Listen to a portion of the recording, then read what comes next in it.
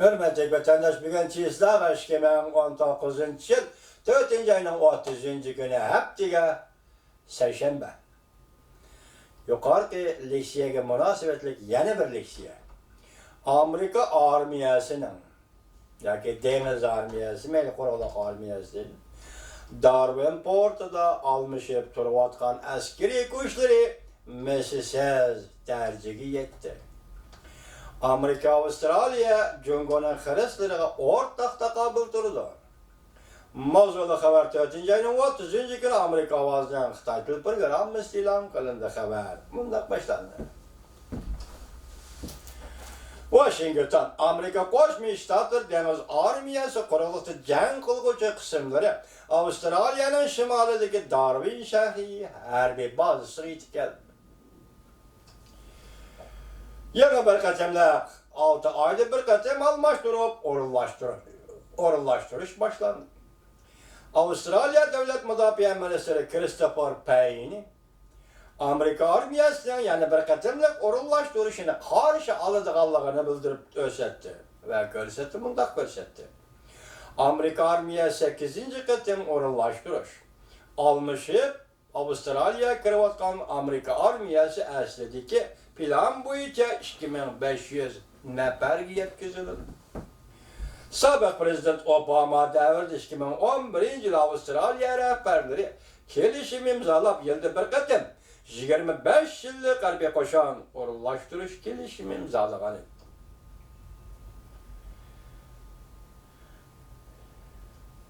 Bu kelishim Amerika Qo'shma Shtatlarining strategik siyosatining egirlik nuqtasidan Osiyoga o'tkazilganligini, yoki diplomatik siyosat nuqtasidan Jungo'ning Janubiy dengiz masalasi borgan sari qattiq bo'layotgan pozitsiyasiga qartilganligini isbotlab ko'rsatdi. Avstraliya davlat mudofaa amaldorlari navbatda Washington bilim hazisi xalqaro strategiya va tadqiqot markazida Amerika xalqaro ittifoqlashlar türünün, tədqiqatdan şu türünün modelligini üstüge algan Patrick Bokan Amerika avazı bundoq ko'rsatdi. Gerçi Avstraliya hükümeti dastlabda Amerika armiyasi almashtirib, o'rinlashtirish bilan Jungo'ning bexatarligi tahdid selishini bevosita bog'lashtirmagan bo'lsa, dastlab bog'ladi. Lekin Beijing siyosiy hokimiyatining atrofdagi dengiz yuzida qilayotgan harakatlari Avstraliyaning Amerika bilan bo'lgan bexatarlik munosabatlarini borgan sira cho'nqurlashtirdi. Patrick Bokan bundoq ko'rsatdi. Amerika dengiz armiyasi quruqlikda jang qilguvchi qismlari maxsus Jungo'ga taqobil turishni dastlabda o'ylashmagan edi. Bu bir gap ekan, bu tadqiqotchi buni bilamdi, asli bilmamdi.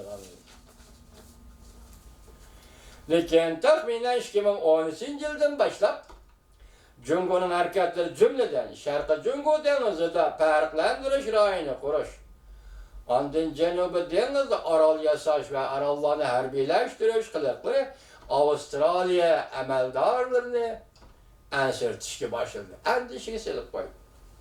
Sobiq prezident Obama hukumat davlat mudofaa ministri ishxonasida Osiyo, Tinch okean bexatarlik ishlari bo'yicha mudirlikni ustiga olgan Brian Harding bundoq ko'rsatdi.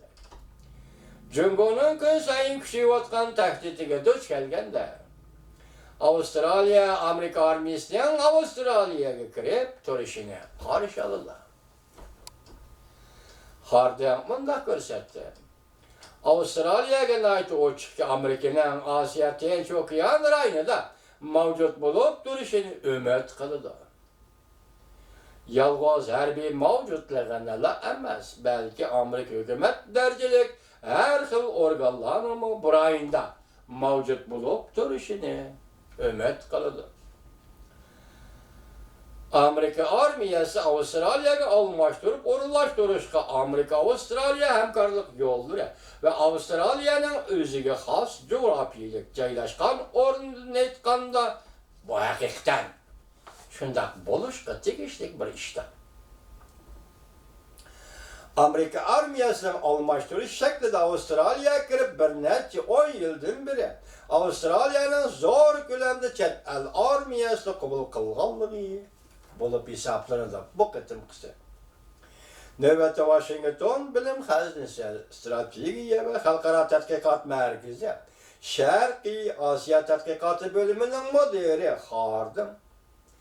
Asya'da bazı ittifaqlaş devletlerinin Cungo bazılarına tayinip kalganlığını ve bunda tayinip kalıştı hazır o devletlerinin en sıravat kalganlığını.